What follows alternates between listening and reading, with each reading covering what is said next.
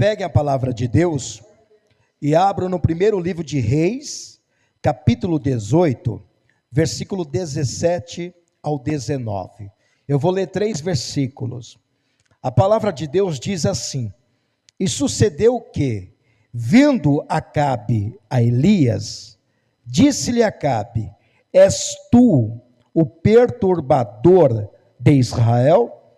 Então disse ele: Eu não tenho perturbado a Israel, mas tu e a casa de teu pai, porque deixastes os mandamentos do Senhor e seguistes os Balaíns. Aqui é um plural de Baal. Agora, pois, envia ajunta a mim todo Israel no Monte Carmelo, como também os 450 profetas de Baal e os 400 profetas de Aserá, que comem na mesa de Jezabel. Olha o verso 17. E sucedeu que, vendo Acabe a Elias, disse-lhe Acabe: És tu o perturbador de Israel? Olha como que Acabe chega diante do profeta Elias. De vez de chegar honrando o profeta, ele vai rejeitando o profeta, humilhando, ofendendo o profeta. O Acabe está ofendendo o profeta aqui. És tu o perturbador de Israel? É você que está causando todo esse alvoroço, esse montio, né? É você que está causando essa confusão em Israel? É assim que Acabe está dizendo para Elias: És tu o perturbador de Israel? Aí Elias vai dizer: não, eu não sou o perturbador. O perturbador é você. Você e seus pais que deixaram a casa de Deus, deixaram os mandamentos de Deus, para seguir quem? Os Balaíns. Os Balaíns. O Elias não é o perturbador de Israel. O Elias é a solução do problema. Você tem algum perturbador na sua vida lá? O que está te perturbando? Pastor, tem uma pessoa no meu trabalho que me perturba. Pastor, na minha casa que eu estou sendo perturbado. Você conhece alguém que te perturba? Não. Você é como o profeta Elias. Você não é o causador do problema. Você é a solução do problema. Você é a solução na sua casa. Você é a solução no seu trabalho. Você é a solução no seu modo convívio, com amigos, na igreja. Você é a solução. Você não é o problema. Amém? É isso que Acabe está dizendo. Você, Elias, é o problema. E Elias está dizendo: eu não. Eu sou a solução do problema. Quem é a solução aqui? Você é a solução. Quantos creem assim? Então vou reler mais uma vez o versículo 17, e eu quero que você repita comigo bem alto e bem forte. Vamos lá? E sucedeu o quê? Mais alto, vamos lá. E sucedeu o quê? Vendo Acabe a Elias, disse-lhe Acabe: És tu o perturbador de Israel? Quantos creem nesta palavra? Então desocupe as suas mãos e dê para esta palavra a mais sincera, a mais poderosa e a mais verdadeira salva de palmas. E enquanto você aplaude, olha para o céu e começa a glorificar o Deus de Elias, o Deus de Abraão, o Deus de Isaac, o Deus de Israel. Diga isso para ele: glorifica ao Deus do profeta Elias e ao seu Deus. Senhor meu Deus e meu Pai, a sua igreja te glorifica, a sua igreja te aplaude. Abre os céus para receberem esses aplausos, e a cada pessoa que te glorifica nesta manhã, derrama a sua glória, o seu poder, o seu Espírito Santo, e venha com ele, e tome a boca do mensageiro, tome os lábios do pregador, e envie, Senhor, a sua palavra, com poder e autoridade, com poder e revelação, e que a sua palavra vá, e percorra toda a terra, e produza o resultado, para a qual está sendo mandada, em nome de Jesus, amém, e graças a Deus. Tome o seu assento. Olha o que Acabe está dizendo para o profeta Elias: és tu o perturbador de Israel? Parece que Elias está saindo às ruas de Israel e gritando feito um doido, né? Porque geralmente a gente vê perturbador assim, não é? Olha lá, um doido perturbando. Não é desse modo que nós imaginemos? De que o perturbador é aquele que tira o quê? A paz, o sossego. Tem muitas pessoas que dizem: pastor, eu tenho um vizinho que fica me perturbando com o som alto. Eu não consigo dormir por causa desse vizinho que perturba a noite toda. Perturbador, a gente imagina isso, não imagina? Perturbador é uma pessoa que tira a paz, exatamente, que tira o sossego, porque a palavra perturbador aqui é aquele que tira a paz, o sossego das pessoas, que causa desordem, tumulto e alvoroço. É como se Elias estivesse causando isso em Israel, como se Acabe pensasse assim: esse Elias está tirando a paz que o povo de Israel tem. Mas que paz que o povo tem? Que paz que o povo tem se adora a Baal e a Será? Porque os deuses que o povo está adorando aqui são dois deuses que não é o Deus de Israel. Por exemplo, o primeiro Deus que eles adoram aqui é Baal. Coloca a imagem do Baal aí. A palavra Baal quer dizer Senhor, mestre, marido, né? Então, olha o Baal como é que é feio, boneco feio, né? Um Deus horrível. Então o povo de Deus está adorando a Baal, porque o Baal, ele é um Deus cananeu, e tem uma finalidade daquilo que o povo estava recebendo naquele tempo, mas não por intermédio de Baal, por intermédio do próprio Deus de Israel, o Deus de Elias. E o que o povo estava recebendo? Chuva. O povo estava prosperando, porque Baal é o Deus do trovão, o Deus da chuva, o Deus da fertilidade. Essa é a finalidade do Baal. Então, se o povo está recebendo chuva, o povo de Deus está adorando Baal como se ele fosse o Deus que mandava chuva ali naquele tempo. Se o povo está prosperando, está tendo ali fertilidade, está tendo prosperidade, então é Baal que está mandando. Então o povo se curvava diante de Baal, até porque o rei Acabe era um rei idólatra, inclusive Jezabel também era uma idólatra, e foi ela que adentrou os profetas de Baal e os profetas de Acera na terra de Israel. E além de adorar a Baal, o povo de Deus ainda adorava outro Deus, chamado Deus de Aserá, ou Azera, ou Aserá, e o outro chama Azera. Coloca a deusa Aserá aí. A deusa Aserá é uma mulher, né? Mas o que quer dizer esta mulher? Essa mulher também é uma deusa cananeia. Ela é chamada mãe dos deuses, ou criadora dos deuses. E ela, a origem da sua divindade, ou seja, a finalidade dessa deusa é a deusa do amor, da fertilidade e da proteção. Então Israel também estava adorando essa deusa. E Elias chega ali diante de Acabe e de todo o povo, em um momento que Israel está completamente dividido em sua adoração, não sabe a quem adorar, ou adora a Deus, o Deus de Israel, ou adora a Baal ou a Será. Aí o Elias chega diante de Acabe, propondo um desafio. Aí Acabe chama Elias de perturbador. E a palavra perturbação ou perturbador, que é a palavra no hebraico, é chamada de aká, ou achá, e o nome strong, é o significado ali, a origem hebraica, significa aquele que causa problema.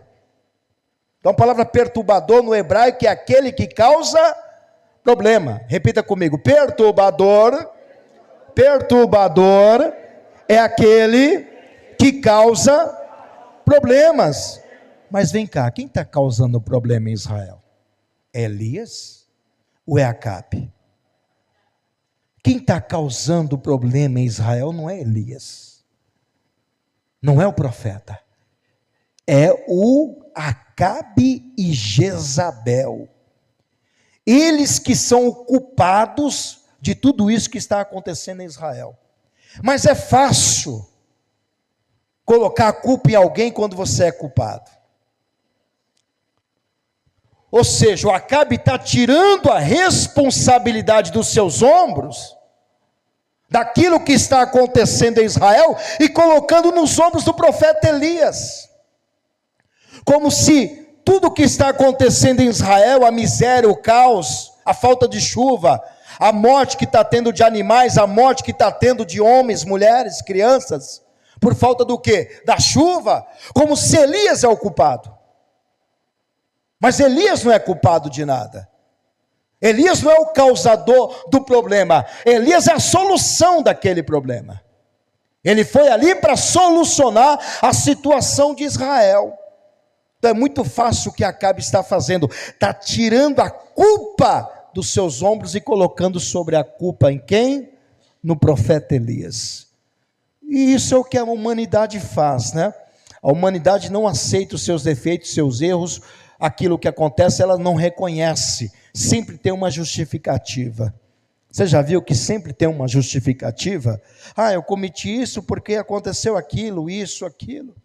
Isso é exemplo lá do Éden. Você se lembra disso, quando a Eva pecou? Quando Adão foi conivente ao erro, também pecando? Você lembra das desculpas de Eva e das desculpas de Adão? Quando Deus perguntou para Adão por que ele comeu daquele fruto, o que Adão disse? A mulher que tu me destes, ela me deu do fruto, eu tomei e comi.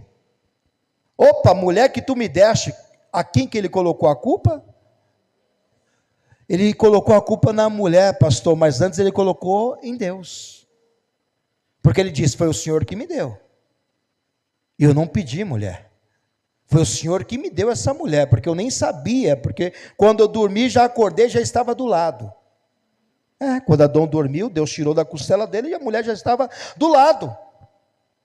Então ele colocou a culpa na mulher, e além disso colocou a culpa em Deus, como se Deus fosse o culpado daquilo que ele cometeu.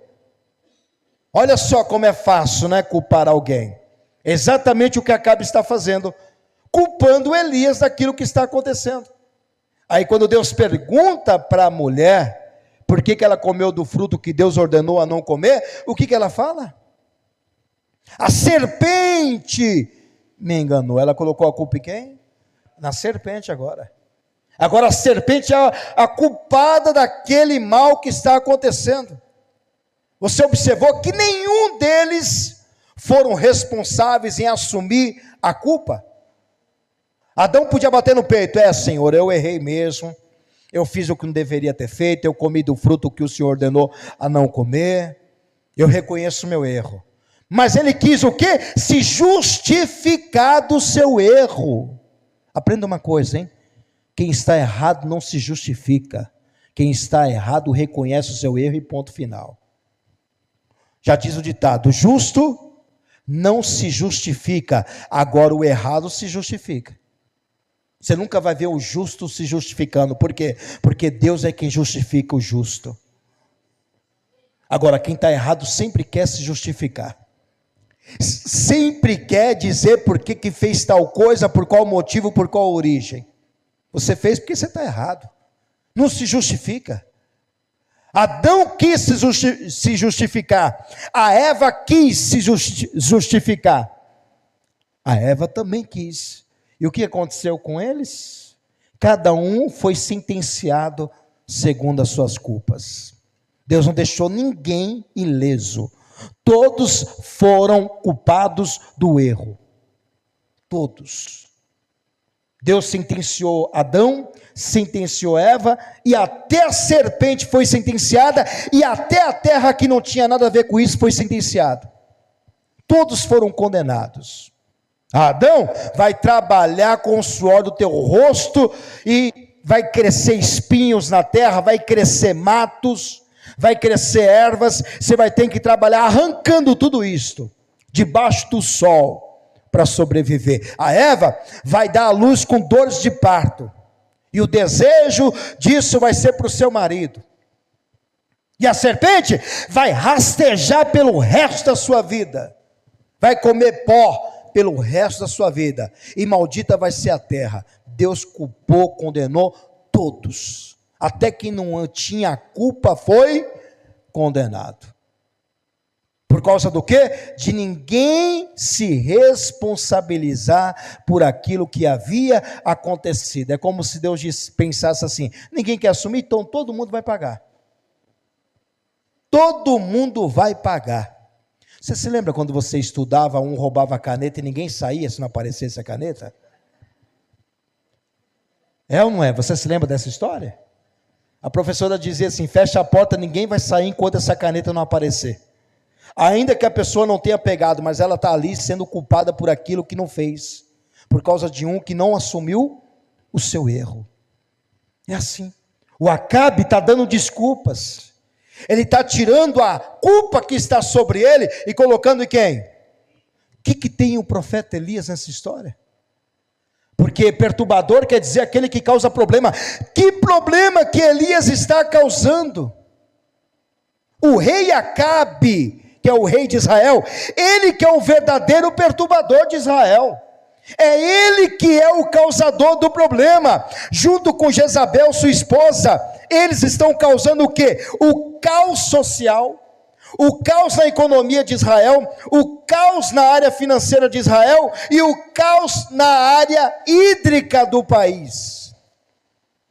É Acabe que está causando todo esse problema em Israel. Elias não, diga Elias não, Elias não é o problema. Elias é a verdadeira solução do problema. É Elias que é a solução do problema, pois é através dele que Deus está fazendo com que o povo se volte para o verdadeiro caminho. Olha, deixa eu te falar uma coisa: se você acha que Deus não castiga, você está enganado, viu?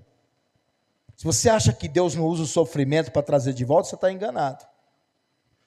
Imagine se alguém tivesse naquele tempo e dissesse: rapaz, não está chovendo, só pode ser o diabo esse negócio aqui. Você sabia que as pessoas gostam de culpar o diabo em sofrimentos? Nunca coloca a mão de Deus, né? Porque vê Deus de uma forma que Deus está sempre ali, aceitando aquela forma, aquela maneira de viver, aquele pecado, tudo aquilo que está fazendo de errado. Aí acontece desgraças, vê um monte de problemas na vida da pessoa, ela sempre culpa quem? Ela nunca vai culpar a Deus, ela nunca vai dizer que é Deus que está fazendo aquilo, ela sempre vai dizer que é o diabo. Imagine o povo lá: opa, morreu uma pessoa de sede, só pode ser o diabo. Morreu o gado, só pode ser o diabo, não é assim que a pessoa pensa? Mas quem que deixou o gado sem água? Foi Deus. Quem que deixou a viúva ali morrendo de fome? Foi Deus. Por causa do quê? Por causa dessa idolatria que Israel está passando. Então Deus usa sofrimentos, aflições para trazer a pessoa de volta para o caminho. Tem muitas pessoas sofrendo e achando que é o diabo, e não é. Não é o diabo, é uma maneira de Deus trazer de volta para o caminho. Você sabia disso? Deus usa as aflições. Aprenda isso, hein? Deus usa as aflições para trazer a pessoa de volta para o caminho. Quantas vezes Deus não usou as aflições em Israel para trazer Israel de volta para o caminho? Quantas e quantas vezes Israel foi destruído, o país foi devastado por inimigos, de uma forma que Deus até mesmo levantou os inimigos para destruir a nação, para Israel voltar para o caminho.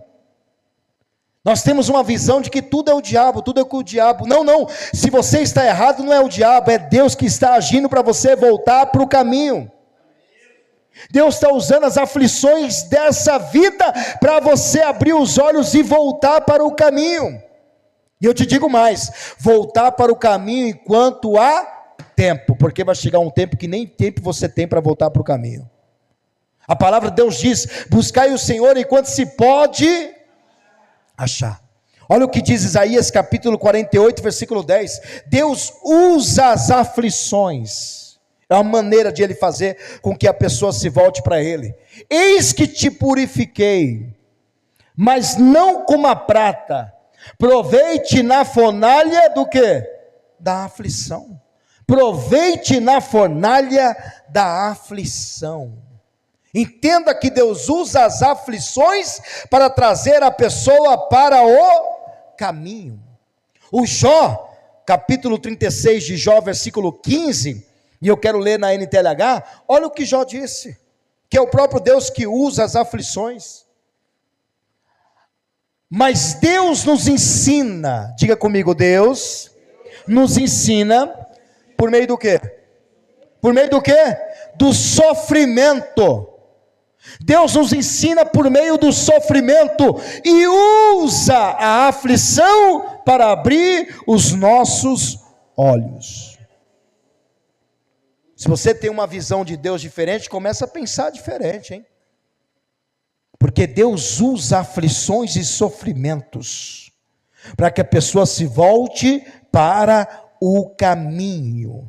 Em Zacarias capítulo 13, versículo 9, eu quero ler na tradução RC, olha o que diz a palavra do Senhor.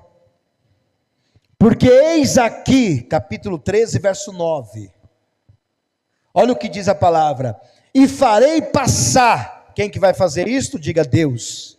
Farei passar essa terceira parte pelo fogo, e purificarei como se purifica a prata, e provarei, olha lá, e provarei como se prova o ouro, e ela invocará o meu nome, e eu a ouvirei e direi: é o meu povo, e ela dirá: o Senhor é o meu Deus. Então tudo aquilo que está acontecendo em Israel, é uma maneira daquele povo acordar-se e voltar para o caminho, porque o povo está longe do caminho de Deus, está se curvando a Baal, a Será, está seguindo os conselhos dos profetas de Baal, os profetas de Aserá, e não estão voltando para Deus. O Salmo 118, versículo 18, diz que Deus castigou muito, mas não entregou a morte. Olha lá. O Senhor castigou-me muito, mas não me entregou a morte. O que você entende com esse versículo? O Senhor me castigou muito, mas não me entregou a morte. Você acha que essa pessoa passou coisas boas? Não. Se castigou, você te dá a intenção de coisa boa ou ruim quando se fala castigar? Coisa ruim. Castigar não é uma coisa boa, mas era um modo de castigar para trazer a pessoa de volta para Deus. E quantos testemunhos nós temos de pessoas que sofreram para voltar para o caminho? Quantas pessoas perderam tudo para voltar para o caminho? Quantas pessoas passaram um bocado aí, doenças, enfermidades, para voltar para o caminho, e algumas voltam para o caminho sem perna, outras voltam para o caminho numa cadeira de roda, já ouvi tantos testemunhos, outros voltam para um caminho sem um olho, pastor, uma maneira de fazer com que essa pessoa se atente para o caminho e volte para Deus. Então Deus usa aflições para fazer com que essa pessoa se volte para o caminho. Lá no deserto, quantos anos o povo caminhou no deserto? 40 anos. E quem colocou o povo no deserto? O próprio Deus. E quem fez o povo rodear a terra por 40 anos, onde era 40 dias para entrar na terra prometida? 40 dias, o povo levou 40 anos. O povo tinha 40 dias para entrar na terra prometida. Só entraram depois 40 anos.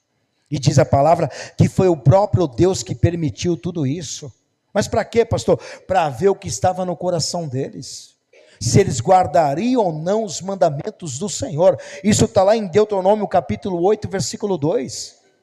Então tem muitas pessoas sofrendo em tantas áreas, e achando que é o diabo, e não é. É uma maneira de Deus trazer de volta para ele. E te lembrarás, de todo o caminho pelo qual o Senhor teu Deus te guiou no deserto, esses 40 anos, para te humilhar. Quem que humilha, hein? Quem está humilhando aqui? Deus. A gente acha que quem humilha é o diabo, né? Não, mas Deus está humilhando. Deus está humilhando. Para te humilhar, para te tentar. A palavra tentar é provar. A palavra tentar é provar. Para te provar, para saber o que estava onde? No teu coração. Uma maneira de Deus saber o que guarda o coração do homem, o que está passando nele. Se guardaria os seus mandamentos ou não. Então uma forma de Deus chegar e colocar Israel sem água, deixar gente morrendo, deixar gado morrendo, deixar muitas pessoas passando sede. A terra não deu mais o plantio. Quem olhasse assim, pensava, é o diabo. Não, não é o diabo não, é o próprio Deus. Mas por quê, pastor? Porque o povo está errado. O povo tem que voltar para o caminho. Então a maneira de Deus usar o quê? A aflição, o sofrimento, para ver se o povo volte para Deus. E ali Elias está para resolver este problema da idolatria. Elias não está para causar problema não, Elias está para resolver aquilo. E observa, quando uma pessoa vai corrigir alguém que está errado, ela é tida como uma pessoa ruim. Já reparou nisso? Porque a pessoa que está errada, ela não quer se corrigir. E uma pessoa que está corrigindo o seu erro, ela vai ter como inimiga. Vai ser uma inimiga da pessoa que está errada. E Elias estava tendo como inimigo de Acabe. É isso que Acabe via em Elias. É isso que Jezabel via em Elias. O que Jezabel via em Elias? Uma ameaça para Israel. Não é à toa que a mulher ameaçou de morte. Porque ela não queria se consertar. Acabe não queria se consertar. E aí ele está ali consertando o erro para que o povo volte para Deus. E Acabe, Jezabel, está tendo Elias como uma ameaça. Ao invés de ter como uma solução. Porque o homem de Deus está resolvendo aquela questão da idolatria. Aí Elias, diante dessa repercussão mundial, da época de Elias, da falta de água, que é agora o mundo todo, não é só em Israel, o mundo todo está sem chover, e o mundo todo está sofrendo. Inclusive Deus leva Elias lá em Sidom, na viúva de Sarepta, para sustentá-lo ali com água, com pão. E é o mundo todo que está sem água. Então Elias, diante de todo esse caos, para resolver este problema de todo Israel, o que Elias vai fazer? Elias toma uma atitude que provém de 7 ações para fazer chover. Diga comigo, Elias, diante de todo esse caos que Israel está enfrentando, ele toma uma atitude que provém de 7 ações para fazer chover em Israel. Quem quer saber o que Elias fez? Anote a primeira atitude do profeta Elias. O que Elias faz? Elias reúne o povo e dá um checkmate. Reúne o povo e dá um checkmate. O que é checkmate? Pastor, eu nunca joguei não. Dama, xadrez. Mas no xadrez, o checkmate é quando a pessoa encurrala o rei. Quando o rei não tem saída. Ou seja, é uma partida de xadrez, a expressão significa o final da partida. Olha só o que Elias está fazendo. O rei está indefeso. O rei está sem saída. Essa é a palavra checkmate. Quando você resolve a partida. Você resolve a situação. Lá em 1 Reis, capítulo 18, versículo 21, Elias vai dar um checkmate no povo. Nesse momento, o povo de Deus e o rei Acabe estão sem saída. Por isso, não houve palavra alguma, porque sabem que estão errados. O que Elias disse? Então Elias chegou a todo o povo e disse: até quando? Diante de todo o povo e o rei Acabe: até quando cocheareis entre dois pensamentos? Se o Senhor é Deus, segui-o, e se Baal, segui-o. Porém, o povo lhe não respondeu. Por que não disse nada? Já ouviu aquele ditado que diz: quem cala, consente? Quem cala, consente. O que isso significa? Implica que a não se manifestar contra algo é porque concorda com aquilo. Então o povo está de comum acordo com Elias que eles estão o quê? Errados.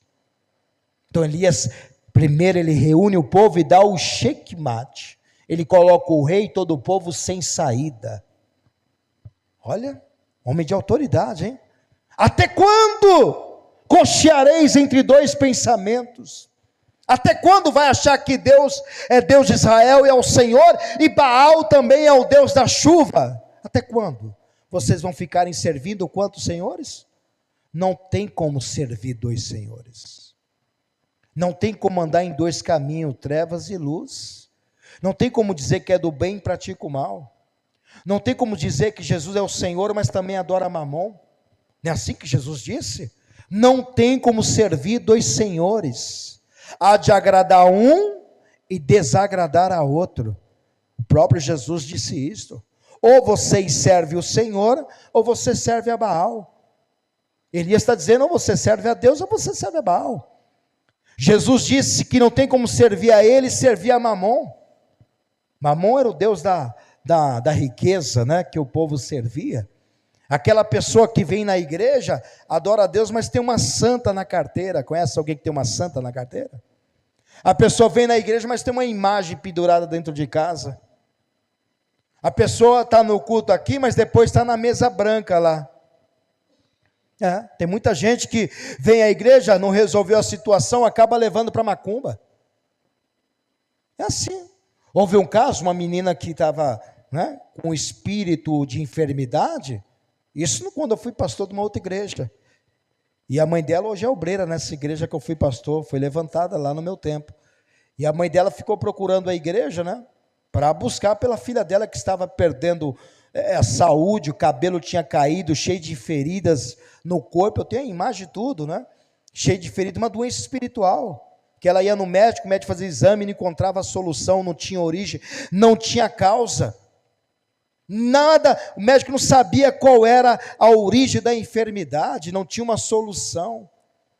E aí, segundo o que a mãe disse, que ela ganhou uma camiseta de uma amiga que foi oferecida a demônios, ela usou, começou a cair o cabelo dela, começou a emagrecer, começou a espalhar pelo corpo um monte de feridas no rosto, na boca, no couro cabeludo, né, na parte dos seios, dos braços. Ela foi emagrecendo, não comia 15 dias, a boca cheia de feridas. E a mãe procurando igrejas afora, para que pudesse buscar a Deus pela vida da filha dela. Menina nova, parecia uma velha, de tão acabada que estava. Aí passou em frente à igreja que eu era pastor, lá no Jaçanã. Ela entrou e contou o caso todo. Falei: traga a foto, vamos orar por ela, traga ela aqui se possível, para eu ungir ela com a unção da cura, né? Eu vou clamar a Deus pelo milagre. E ela começou a contar a história, que a filha, uma obra espiritual. Aí uma amiga disse: vamos na benzendeira, vamos levar para a benzendeira vai benzer você e vai sumir essa enfermidade. E ela, sem noção, foi procurar a benzendeira, junto com essa amiga. Quando a benzendeira olhou para ela, não quis nem colocar a mão nela. Disse: ou você vai na macumba e desfaça esse trabalho, ou você vai na igreja e procura o pastor. Eu nem vou colocar a mão nisso aí. Olha só, vai na macumba desfazer o que foi feito? Não tem como. Na macumba não desfaz o que foi feito, só desfaz as obras do diabo e Jesus. A palavra de Deus diz que Jesus veio para desfazer as obras do diabo. E quais são as obras do diabo? Matar, roubar, destruir. Jesus veio para desfazer. essas obras. Mas observa que ela foi procurar outro caminho. A mãe não, veio na igreja. Aí trouxe a filha dela certo dia, uma quarta-feira, eu orei, ungi, falei, eu vou tirar uma foto sua antes, depois vou tirar uma foto depois, para que mostre que você foi curada. Você crê? Ela crê, pastor, então posso tirar a foto? Tirei a foto do corpo dela, não nua, né? Mas dos braços, como é que ela estava, tirei a foto, estava toda cheia de feridas, e aí eu disse, eu vou orar e vou ungir você agora, e você pode escrever isso que você vai ser curada. Ungi, clamei por ela, no outro dia o diabo quis matar, ela foi parar no hospital, ficou lá no hospital tentando achar veia, não encontrava veia, mãe dela me ligou desesperada, pedindo para orar, orei por ela, Deus foi lá, fez mostrar as veias, e ela foi curada, e foi aparecer na igreja para contar testemunho, e agora já estava comendo, já tinha sumido as feridas, o cabelo já havia crescido, e ela estava totalmente curada. Sabe por quê? Porque ela foi procurar o verdadeiro Deus, ela foi na casa do Senhor, ela não foi procurar Baal, ela não foi procurar Aserá, ela foi procurar o Deus que cura, o Yahvé Rafá, o Deus que sara, o Deus que cura. É isto, tem pessoas que vão à igreja, mas procuram outros caminhos. Elias está dizendo, vocês precisam decidirem a quem vão servir, ou se vai servir o Deus de Israel, ou vai servir Baal, mas não tem como servir dois senhores, não tem como ficar cocheando entre dois pensamentos. O que é cochear? Uma pessoa que fica manca, sabe? Já viu alguém que é manco? Uma hora está aqui, outra hora está ali. Isso é cochear, é mancar.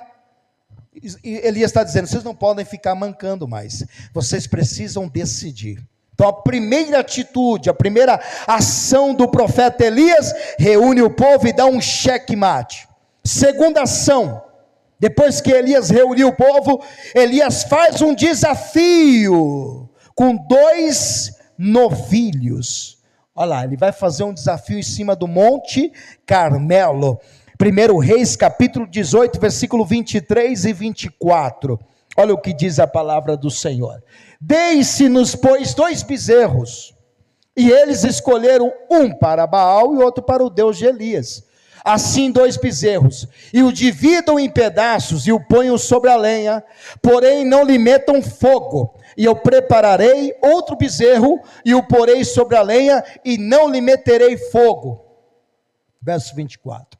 Então invocai o nome do vosso Deus, e eu invocarei o nome do Senhor, e há de ser que o Deus que responder por fogo, esse será Deus. E todo o povo respondeu e disse, é boa esta palavra.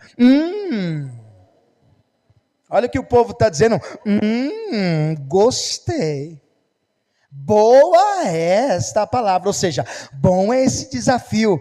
Os profetas de Baal estavam numa crença deles, né? De que Baal vai descer fogo, que eles toparam na hora o desafio. Boa é esta palavra. E o que isso significa? Elias desafia Acabe, o povo de Israel, os profetas de Baal, 450 profetas, os 400 profetas de Aserá, ou seja, 850 profetas. Ele desafia todos eles, em cima do Monte Carmelo. Isso nos mostra que muitas vezes a nossa fé precisa ser desafiada. Elias está desafiando a sua fé. Você acha que Elias está com fé aqui? Sim ou não? Claro, para chamar todo mundo para o desafio. Vamos fazer um desafio agora. O Deus que responder com fogo, esse é o verdadeiro Deus. Elias está tendo uma fé aqui, embasada na obra, não é uma fé morta que Elias tem. Por isso que Tiago diz que fé sem obra é morta. Elias quer colocar no altar o quê? O bezerro. Ele quer colocar a obra no altar. É por isso que Tiago diz no capítulo 2, versículo 17 e o versículo 18, que fé sem obra é o quê? Ele chama para o desafio. mas ele tem que ter o quê? O cordeiro, ele tem que ter o sacrifício. Assim também a fé, se não tiver as obras, Elias está com fé, mas a obra de Elias é o cordeiro, é o novilho, o bezerro, e é morta em si mesma. Mas dirá alguém: tu tens a fé, e eu tenho as obras. Mostra-me a tua fé, sem as tuas obras, e eu te mostrarei a minha fé pelas minhas obras. Então Elias chama para o desafio. A segunda ação de Elias aqui é chamar para um desafio, colocando o cordeiro sobre o altar. O que isso mostra? Obra. Elias tem fé no Senhor Deus de Israel, mas também está colocando a obra, o sacrifício no altar. Agora ele vai para o terceira ação. Elias chama o povo para perto de si. Olha lá, Elias chama o povo para perto de si.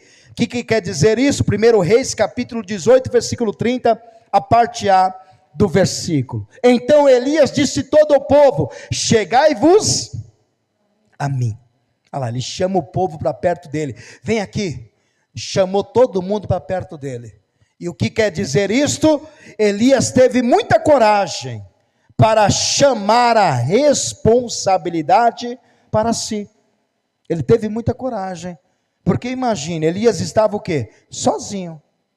É ou não é? Sozinho. Quem estava contra Elias?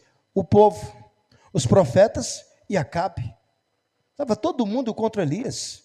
E ele chama todo mundo para perto de si, em cima do Monte Carmelo. Olha, ele está chamando a responsabilidade para si, ou seja, ele está mostrando a solução do problema de Israel, a coragem de enfrentar o perigo. Vem cá, você teria essa coragem? Imagine se não descesse fogo naquela hora.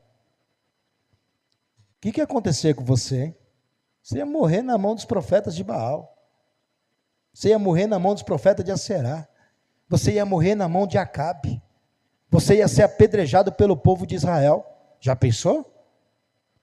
Chamar para o desafio e nada daquilo que está propondo não acontece?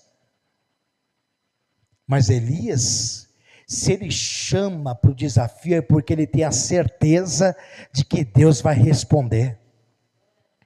Você está entendendo? Você não pode ter medo. Você tem que chamar para si a responsabilidade. Você não pode fugir dos problemas. Tem muitas pessoas se escondendo que não quer resolver problemas. Você tem que resolver. Uma vez eu disse: rapaz, esse povo só me traz problema. Aí a pessoa disse assim: pastor, você não pediu sabedoria para resolver? Então toma aí. Quando você pede sabedoria, Deus só te leva a problema. Então é melhor você não pedir sabedoria mais não, viu? Porque quando você pede sabedoria, o Salomão pediu o quê? Conhecimento e sabedoria, já levaram o problema para ele.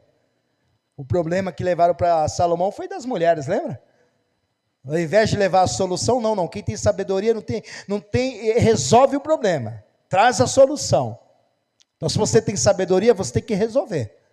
Você não pode deixar que aquilo vire uma bola de neve. E ficar se escondendo também não vai adiantar nada. Então Elias está nos mostrando aqui que não adianta se esconder do problema. Você tem que resolver todos eles. Deus te deu a capacidade para resolver problema.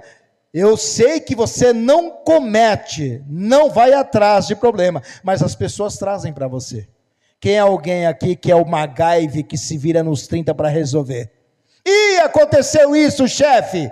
Mais um problema, tem que resolver esse BO. Boletim de ocorrência. Ô mãe, aconteceu aquilo, a mãe vai ter que resolver. Ô pai, aconteceu isso, vai ter que resolver. Marido vai ter que resolver. Mulher vai ter que resolver. Não pode dizer, resolva você aí. Não, você não pode fugir do problema. Você não pode fugir do problema, você vai ter que resolver. Elias está chamando o quê?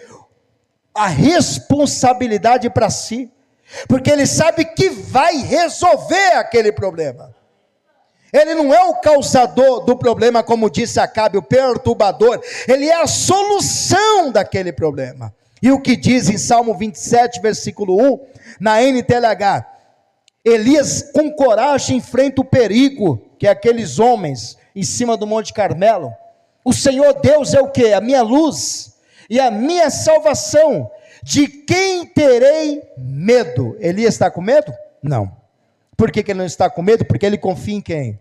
Em Deus. O Senhor me livra de todo perigo, não ficarei com medo de ninguém. Quando Elias vai se apresentar para Acabe, sabe quem pediu para ele não fazer isto? O Obadias. O Obadias era um profeta daquela época que estava trabalhando para Acabe. Ele era o mordomo de Acabe. Jezabel matou muitos profetas de Deus, e esse Obadias guardou 100 profetas dentro de uma caverna, e os sustentou com pão e água. E o Acabe não sabia disso, nem Jezabel, porque se soubesse tinha matado Obadias. E Obadias era um adorador de Deus desde pequeno, desde a infância, e ele conhecia Elias. E quando Elias se apresenta para Obadias, e Elias diz, fala para o seu patrão lá, para o seu rei, que eu estou aqui, e eu quero ver ele. Obadias disse, não faça isso não, senão ele vai te matar. Pode ir lá. Obadias não queria que Elias se apresentasse para Acabe, porque Obadias estava temendo a vida de Elias. Mas Elias estava com tanta coragem, mas com tanta fé, que ele disse, eu vou me apresentar. Por isso que quando ele se apresenta para Acabe, como é que Acabe chama ele? És tu o perturbador de Israel? Elias está na fé, ele está na coragem, ele não está tendo medo de ninguém. Você não pode temer as ameaças dos homens, porque Deus é contigo.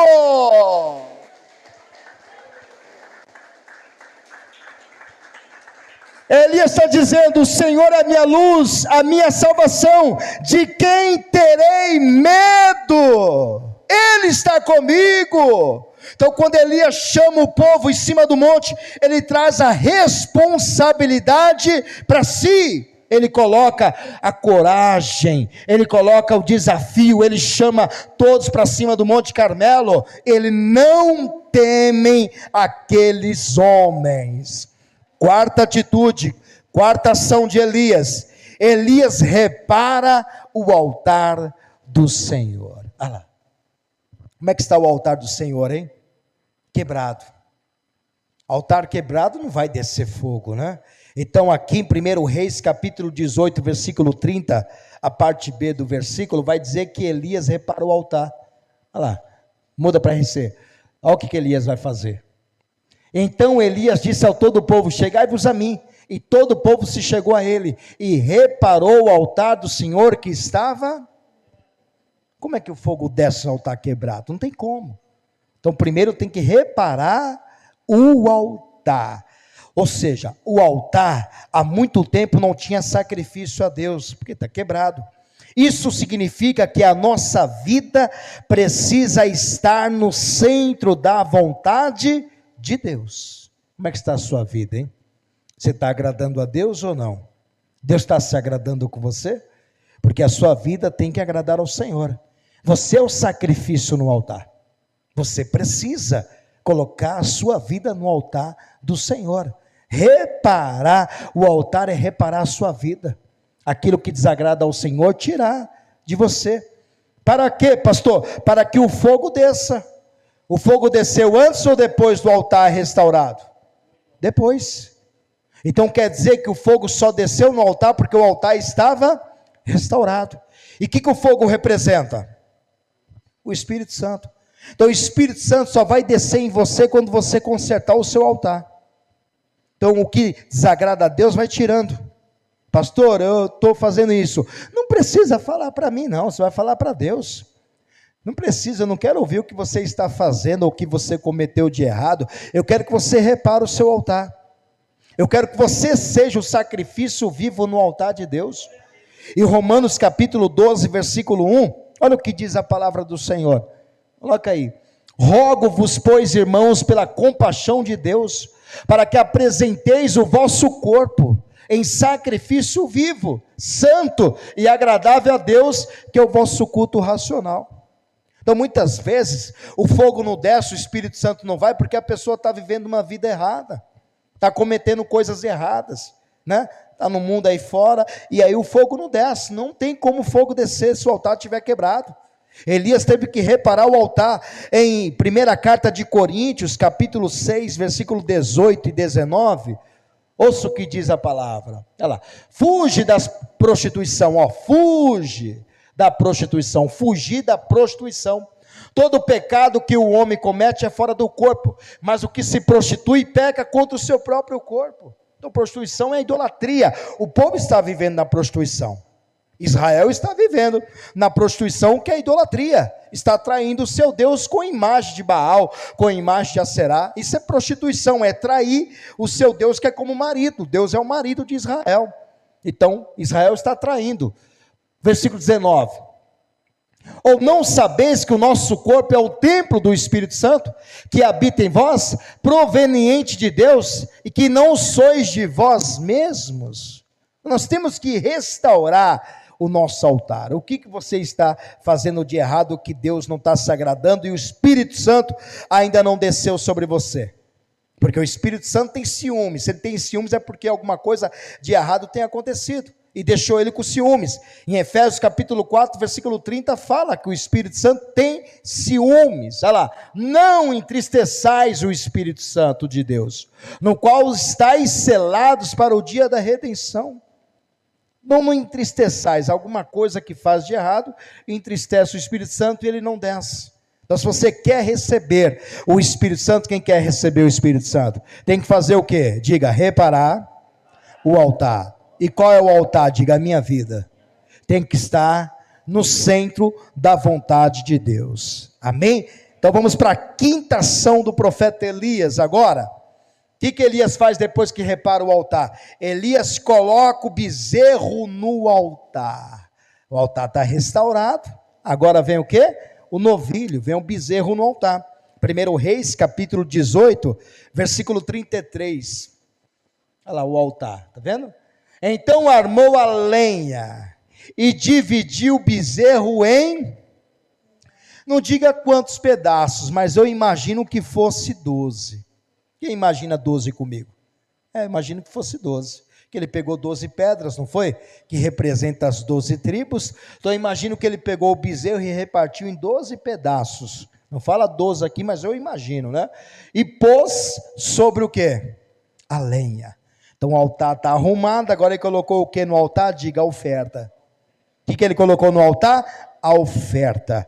Isso significa o quê? Elias se chegou a Deus com ofertas, para alcançar a resposta. Não se pode ir ao altar de mãos vazias. Então quando você chegar diante do altar, na hora da oferta, pega a sua oferta. Pega o seu dízimo, coloque no altar. Não se achegue no altar de mãos vazias. O próprio Deus ordenou isso. Deus ordenou, é uma ordem de Deus.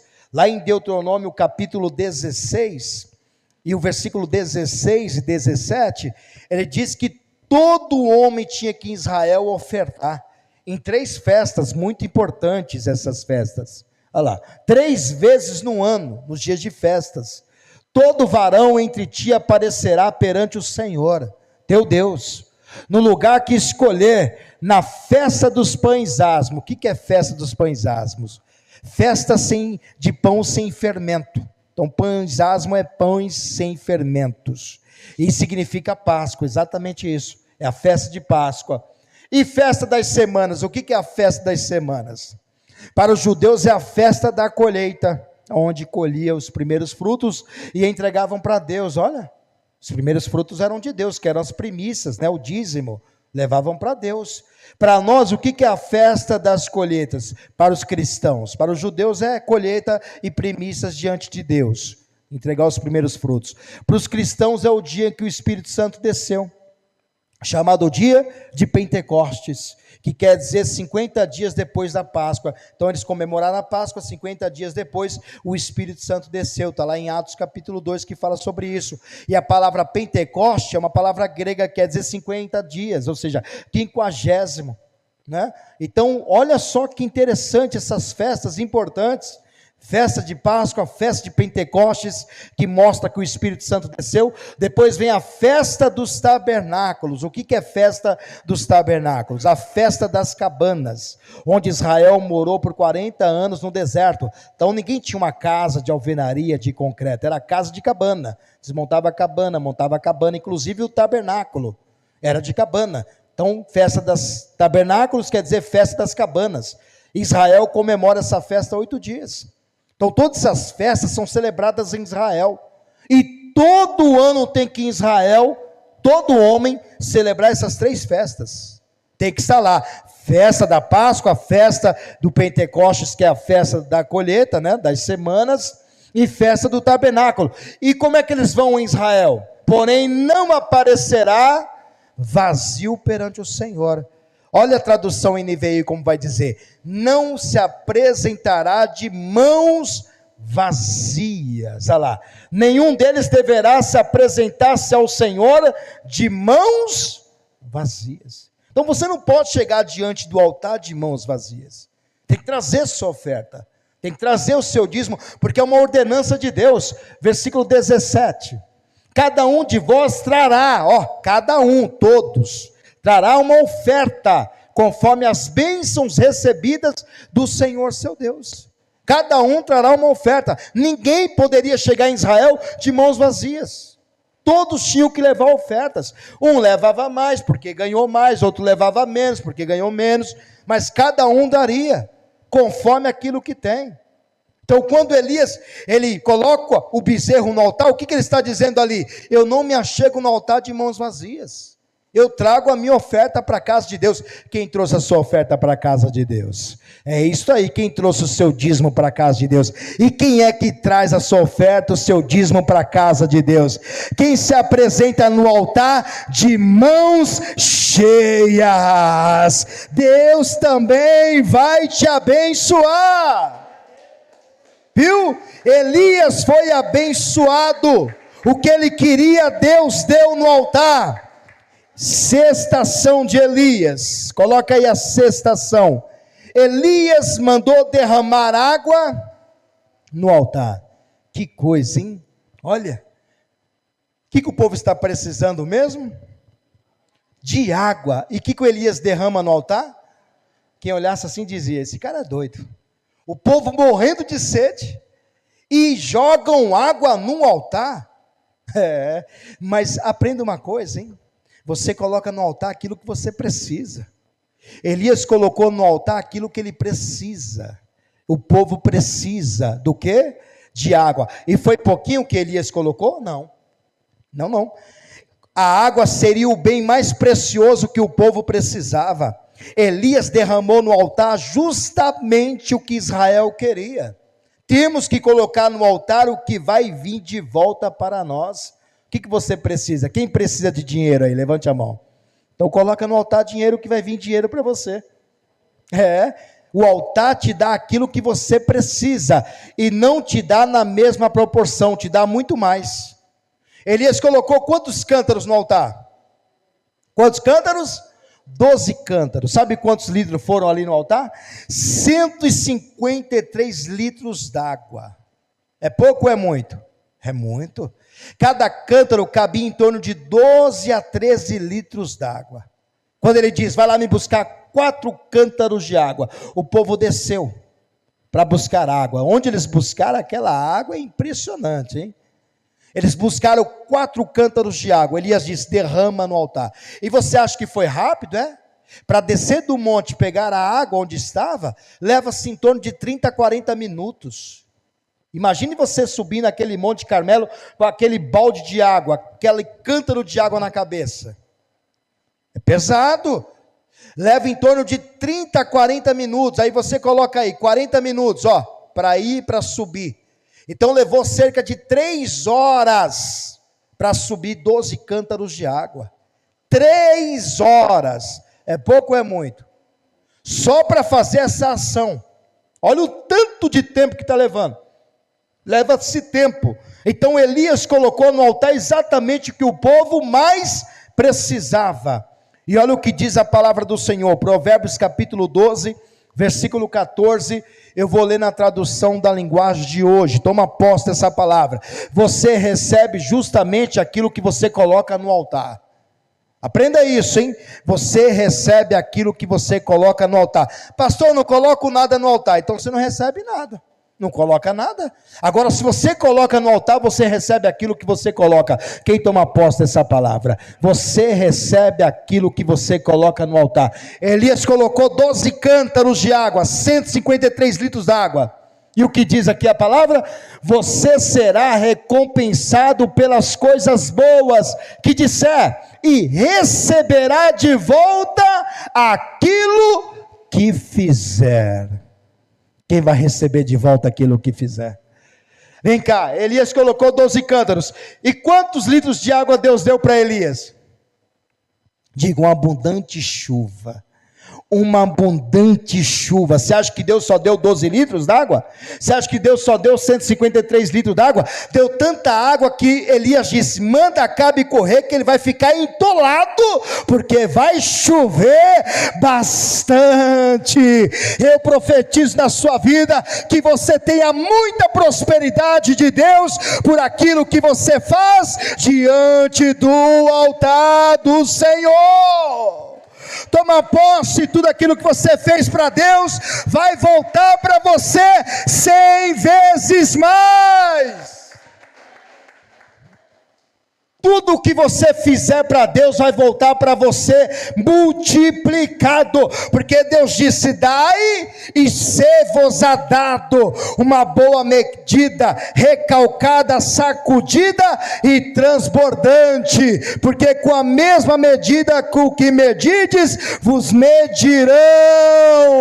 Deus vai te dar prosperidade. Por tudo que você faz para Deus, vai voltar para você. De tudo que você colocar no altar, vai voltar para você. Quem toma posse? Se você coloca coisas boas no altar, coisas boas você vai viver. Se você coloca a sua oferta no altar, Deus vai te dar muito mais para você ser uma coluna nessa igreja. Deus vai te levar em lugares altos, grandes, para mostrar para você que Ele é contigo. Aprenda com Elias. Ele colocou no altar justamente aquilo que o povo precisava, e Deus deu muito mais para Elias, muito mais. É igual Isaac semeou na terra, e Deus deu 100 vezes mais para ele. Está lá em Gênesis 26, versículo 12, e semeou Isaac naquela mesma terra, e colheu naquele mesmo ano 100 vezes mais, porque o Senhor o abençoava. Quem vai te abençoar é Deus. Deus vai te abençoar na sua empresa, Deus vai te abençoar no seu trabalho, Deus vai abençoar a obra das suas mãos.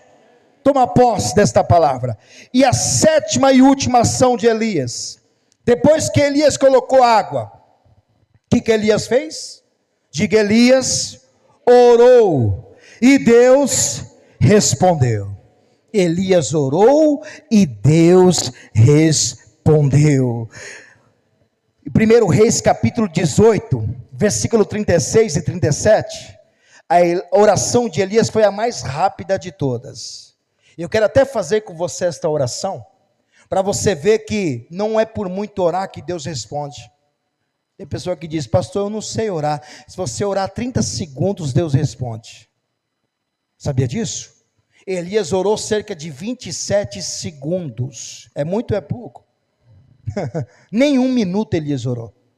Os profetas de Baal rezaram, não vou dizer nem que orou, rezaram aos deuses dele 14 horas. Sabe o que é isso? 14 horas rezando e desceu fogo? Não. Elias só precisou de 30 segundos para Deus responder.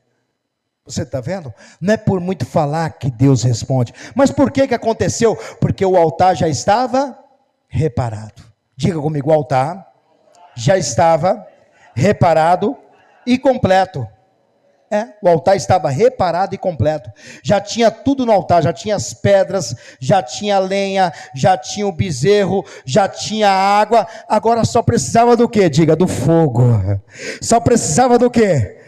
O fogo não é com você, o fogo é com Ele. O fogo não é você que manda, o fogo é Ele que manda. Você só precisa fazer o que Ele te ordenou, e o restante quem vai fazer é Ele. É Deus que fará muito mais do que você precisa. Diz a palavra: entrega o teu caminho ao Senhor, confia nele e tudo Ele fará. Elias não colocou fogo, porque quem colocou fogo foi Deus. Eu quero até fazer esta oração. Marca aí no relógio, no cronômetro, quantos segundos dá. Marca aí. Tem aqui na tela, Samuelzinho, coloca aí na tela se tiver. Eu vou ler. Olha só a oração de Elias, capítulo 18 de 1 Reis, versículo 36. Aí, já dá um joinha aí quando tiver marcado, que eu vou começar na oração de Elias. Pode ir? Pode ir lá. Ó Senhor Deus de Abraão, de Isaque, de Israel, manifesta-se hoje que tu és Deus em Israel, e que eu sou teu servo, e que conforme a tua palavra fiz todas estas coisas. Responde-me, Senhor, responde-me, para que este povo conheça que tu, Senhor, é Deus, e que tu fizeste tornar seu coração para trás. Fecha aí quantos segundos? 17, ainda fui rápido. 27 segundos. Quando Elias faz isso, o que acontece? O fogo desce. Não é por muito falar. Por quê, pastor? Repita comigo. Por quê? A ação de Elias foi grande, a oração de Elias foi pequena, e o milagre foi imediato.